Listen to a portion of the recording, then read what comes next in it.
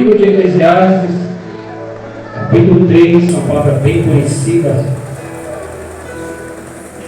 Todos acharam? Glória a Deus. A minha é um pouco diferente a tradução da irmãos, mas é o mesmo sentido. Para tudo há uma ocasião certa, há um tempo certo para cada propósito debaixo do céu. Tempo de nascer e tempo de morrer. Tempo de plantar e tempo de arrancar o que se plantou. Tempo de matar e tempo de curar. Tempo de derrubar e tempo de construir. Tempo de chorar e tempo de rir. Tempo de prantear e tempo de dançar. Tempo de espalhar pedras e tempo de ajuntá-las. Tempo de abraçar e tempo de se conter. Tempo de procurar e tempo de desistir. Tempo de guardar e tempo de jogar fora. Tempo de rasgar e tempo de costurar. Tempo de calar e tempo de falar. Tempo de amar e tempo de odiar. Tempo de lutar e tempo de viver em paz. O que ganha o trabalhador com todo o seu esforço? Amém? Só até aqui, podeis assentar. Eu quero que você preste bem atenção, porque o que Deus quer falar comigo e contigo é algo muito importante. Antes de eu entregar aquilo que me foi revelado através da palavra, um homem muito sábio chamado Salomão, um homem conhecido como o homem mais sábio e também dos mais ricos, mas ele não ficou conhecido por riqueza como muitos pregam, né? E até campanha aí para você ficar rico, vendo o propósito de Salomão e tal coisa. E Salomão não é conhecido por causa da riqueza. A riqueza foi uma consequência, foi Deus que presenteou ele através do que ele pediu, porque ele pediu sabedoria para governar o povo. E então o Senhor ali concedeu para ele essa riqueza. E agora um dos homens mais sábios escreve sobre esta mensagem. Só que antes, no capítulo 2 e o verso 17 em diante, ele começa a fazer uma análise sobre o trabalho árduo e inútil que o ser humano vive. E ele começa a observar que muitas coisas na vida do homem, quando ele faz de qualquer forma, ou ele faz sem estar na direção de Deus, é inútil. E outra tradução vai estar: tudo é vaidade. Ele descreve assim, como vaidade. E aí eu comecei a meditar nisso. E aí eu comecei a observar e eu falei: meu Deus. E aí foi o momento em que o Senhor começou a revelar no meu coração o que nesta noite Ele quer falar conosco. Tem muitos irmãos, muitos crentes que estão vivendo uma vida sem sentido. Tem pessoas que estão dentro da igreja, mas ainda não está vivendo o propósito de Deus. E nesta noite eu ouvi duas vezes falar sobre o propósito. A primeira foi através da boca do anjo da igreja, e a segunda foi o nosso irmão Cleiton, que falou sobre propósito. E eu estava ali na porta meditando sobre a palavra, e e eu comecei a falar: meu Deus do céu. E nesta noite, irmãos, Deus tem propósito para mim e para a tua vida. Aleluia. Só que o Senhor, aleluia, Ele quer que você desperta nesta noite, porque você ainda não está vivendo o tempo que era para você viver na sua vida. Você ainda não chegou, aleluia, ao tempo que Deus tem preparado para você. E sabe por que você ainda não está vivendo esse tempo? Porque você tem feito tudo da sua forma, da sua maneira. Aleluia. Então, como Salomão escreveu, você está vivendo uma vida sem sentido. Aleluia. Mas, irmão, eu estou no culto, irmão, não interessa. Se você não está dedicando o seu tempo, se você não está verdadeiramente fazendo a vontade de Deus, aquilo que Deus chamou você está em vão. É forte, irmãos. Mas nesta noite você precisa entender que Deus tem um propósito contigo. E você tem que parar, aleluia, de viver uma vida, aleluia, fracassada. De viver uma vida onde tudo está dando errado.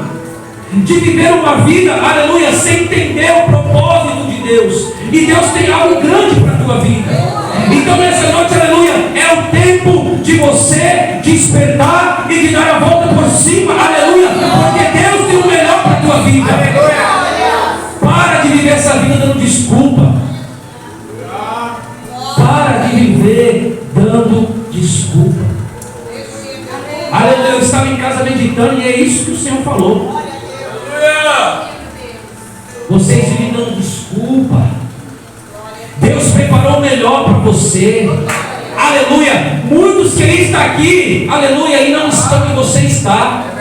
E aí você fica dando uma desculpinha. Ah, Senhor, eu não faço a obra. Sabe por quê, Senhor? Por causa do meu trabalho. Ah, Senhor, eu não consigo fazer por causa do meu esposo. Ah, Senhor, eu não faço por causa do meu filho, da minha filha. Aleluia, por causa da minha esposa. Você coloca desculpa em tudo, sendo que você tem tempo 24 horas para Deus, sim. Você tem tempo para olhar o celular. Você tem tempo para fazer a fofoca. Aleluia. Você tem tempo para tudo. E na hora de fazer, você não faz o que é para fazer. E aí você se frustra. E aí você começa a ficar frustrado. E você coloca a culpa no pastor. Você coloca, aleluia, a culpa na igreja. Você coloca a culpa em todo mundo. Mas não tem a capacidade, aleluia, de assumir que o erro está em você por não ser obediente à palavra de Deus. Oh, aleluia. Para de viver uma vida de desculpa. Hoje é o tempo que Deus quer mudar a tua história. Hoje é o dia, aleluia, de novas coisas surgirem na sua vida. Para de viver essa vida que o irmão aqui falou. É enfermidade, é porta fechada, é só dando cabeçada até quando? O Senhor conta contigo, igreja. O Senhor conta contigo, é por isso que você está aqui. Aleluia. Você não está aqui perdendo o seu tempo, não. Aleluia.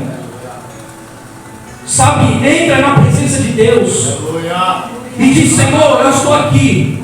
Tem muito, irmãos, presta atenção. Oh glória, eu vou falar tudo, Pai.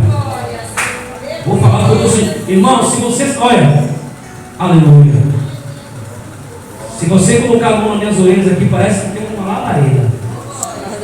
Eu sinto a presença de Deus, irmãos. Isso aqui não é conversa fiada, não.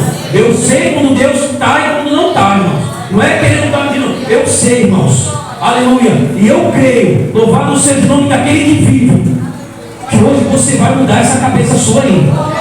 Aleluia. Eu creio que Deus marcou esse dia para você parar de viver essa vida aí fracassada. Aleluia.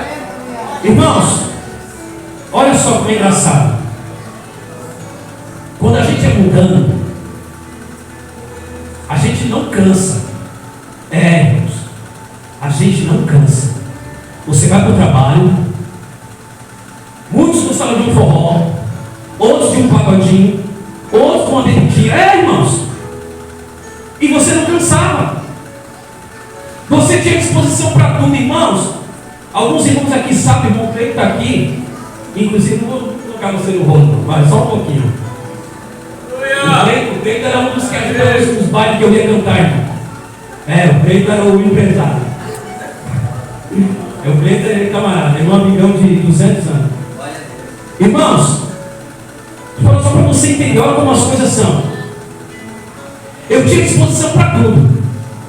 Ia para a gravadora, ia fazer os shows, nós íamos para São Paulo, ia onde tivesse que ir, e não cansava. Chegava em casa, o dia raiando, minha mãe olhava e falava: meu Deus, filho, você vai ficar para fora amanhã. Levantava meio-dia, 1h, já ia para o bar, enchia a cara com os amigos, achava isso tudo bonito. E não cansava, irmãos. E assim também era a sua vida. Aí a gente vem para o Evangelho, aí começa: meu Deus do céu, hoje eu estou tão cansado, Senhor. Pai, tem misericórdia, Pai. O irmão está pregando, já não aguento mais esse irmão pregar. Que hora que vai acabar esse culto? O pastor falou que terça-feira tem estudo, sexta oração, quarta tem culto, domingo tem culto, santa ceia no domingo. Por que você cansa de vir para a igreja, mas não cansa quando está fazendo tudo errado? E aí, para Deus, a gente fica dando essa desculpinha. É forte, igreja. Deus está falando comigo, primeiro comigo. Sabe por quê? Porque há uns tempos atrás eu vivia assim, irmãos. Eu vinha para o culto de vez em quando, eu ficava ali sentado, não tomava a minha posição que Deus tinha me colocado. Até que Deus, e aí? Quando você vai tomar atitude? E aí assisti umas pregações e Deus falou umas pregações. Quando você vai tomar uma posição? É tempo de levantar. Até quando você vai ver essa vida assim fracassada? Eu falei, glória. Até quando, igreja? Nós estamos vivendo um tempo. É difícil, é difícil, eu sei que é difícil. Eu não estou aqui te entenda nessa noite. Essa mensagem aqui não é te apedrejando, né? Não é que nem muitos falam batendo, não, irmãos, não é isso não. Mas é porque Deus te ama tanto, mas tanto, aleluia, que Ele quer nesta noite, irmãos, nos despertar para algo poderoso. O Senhor já falou nesta noite que Ele está voltando. Então, irmãos, é tempo para a gente despertar. É tempo de entrar na presença de Deus. É tempo de entender o chamado de Deus. Para com esse negócio, sabe, que te ensinaram que é pecado, é errado você perguntar para Deus. Irmãos, pecado é você ficar questionando a Deus sobre certas coisas que Ele faz. Mas entender o teu chamado, irmãos, Deus não vai te castigar por isso não. Deus não vai te castigar se você entrar no teu quarto, você fazer uma oração e falar com Ele, falar, Senhor, o que o Senhor quer de mim? Qual é o teu propósito comigo, Pai? Qual é o meu chamado? E Deus vai te revelar isso. Sabe, tem muitos que ficam ensinando isso. Não, irmão, cuidado, irmãos, para com isso. O crente, ele tem que ter atitude, o crente, ele tem que ter uma vida de oração. É através da oração, do jejum, da palavra que Deus vai falar contigo. Você não tem que ficar ouvindo pessoas que não têm, sabe, compromisso com Deus não, porque está cheio aí. Só tem compromisso quando Deus está escancarando as portas, mas depois que fecha não tem mais compromisso. E isso para mim não é ser cristianismo, não é crente não. Isso aí é interesseiro, sabe? É nego achando que Deus é banqueiro, sabe?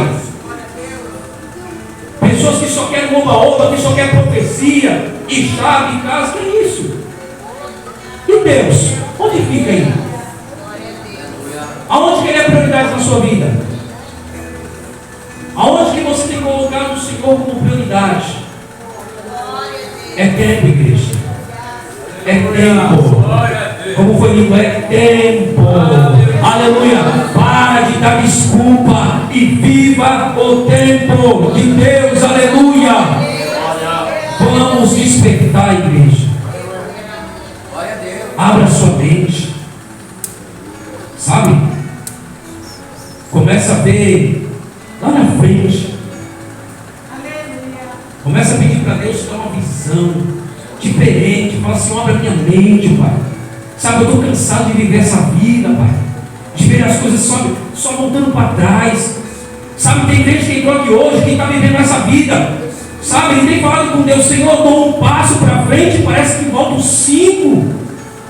Sabe, para de ficar olhando, aleluia, todo mundo prosperando e você voltando para trás. Para de desejar algo, aleluia, e você vê outro conquistar. Deus tem o melhor para você, mas Ele quer que você tome uma atitude. Ele quer que você entre na presença, aleluia. Ele quer que você exerça o chamado, aleluia, qual Ele colocou em ti. Porque cada um aqui tem, irmãos. Sabe? Para de dar ouvido ao diabo dizendo que você não tem nenhum talento. Sabe que Deus não vai te usar. Está repreendido em nome de Jesus, Satanás. Porque cada um que está aqui, aleluia, é especial. Cada um aqui, irmãos, uns aqui louvam, outros pregam, outros têm, enfim, irmãos, exerça, se coloque na posição,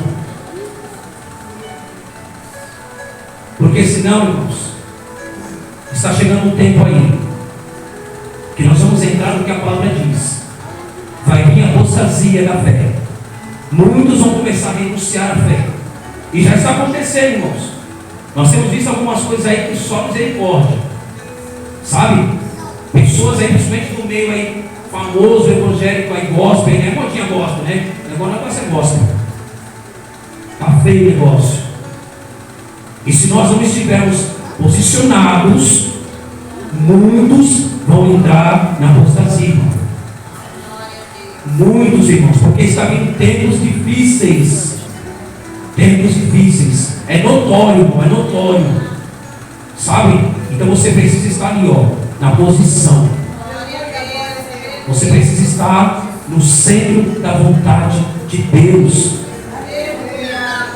Faça algo, irmão, mas faça o que você sentir no seu coração. Vai fazer e Deus vai te revelar. Deus vai te direcionar. Deus vai te mostrar um caminho. Eu, quando comecei, eu ficava pensando: Deus quer de mim? Eu tinha essa dúvida. Eu via as pessoas pregando, eu tinha uma vontade de pregar, de ministrar a palavra, sabe? E eu via aquilo e falava: meu Deus, show de bola isso aí. Pessoas com sonhos, visões. E aí eu comecei a dar esse propósito. Falei: não, vou buscar o que Deus quer de mim. E aí um dia o Senhor levantou o vaso e falou: Deus vai te usar na palavra, varão. Eu falei: ô glória. Eu falei: só que eu quero mais, pai. Eu sou daqueles crentes que é meio doido, sabe? Que gosta de ver as coisas estranhas, que gosta de ver esse negócio que o Fernando fala, né? Mas, irmão, sou desse crente que gosta de ver coisa, sabe, sobrenatural, não ficar nesse mundinho aqui. E eu estou buscando isso, irmão. De vez em quando eu vejo uns negócios aí. Quando eu era macumbeiro eu via, por que eu não vou ver agora que eu sou crente? Então agora tem a visão do céu agora. Irmãos. Quando andava lá eu via um monte de coisa. Chegava um, outro, uns mais pretos, uns mais. Tinha uma conhecida minha que ela falava assim: eu sei que você chegou. Antes de chamar a casa dela, eu falava: por quê?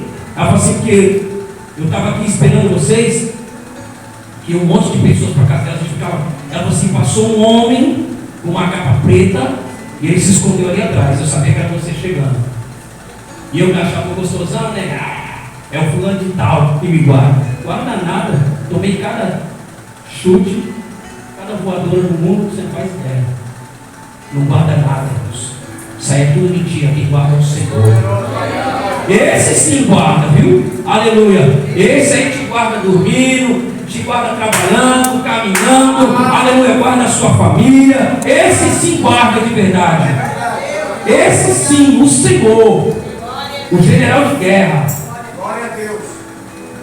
Aí eu falei: opa, então. E aí quando eu conheci esse Jesus maravilhoso, falei: pai, agora eu quero ver a visão do céu. E eu creio em nome de Jesus que o Senhor vai renovar isso em mim. Porque eu creio que isso era uma coisa que eu tinha e eu achava que era de lá. Mas na verdade Deus me concedeu esse dom, eu creio desde a minha infância. Só que eu usava para achava que era, né? E eu também me acovardei, irmãos. Eu fui um crente covarde. Não seja covarde. Sabe, com medo de entregar a profecia, com medo de entregar as visões, eu falava: que nada. Não vou não, sabe o quê, pai? Vão pensar que é carnal. Vão pensar que é, sabe, que eu estou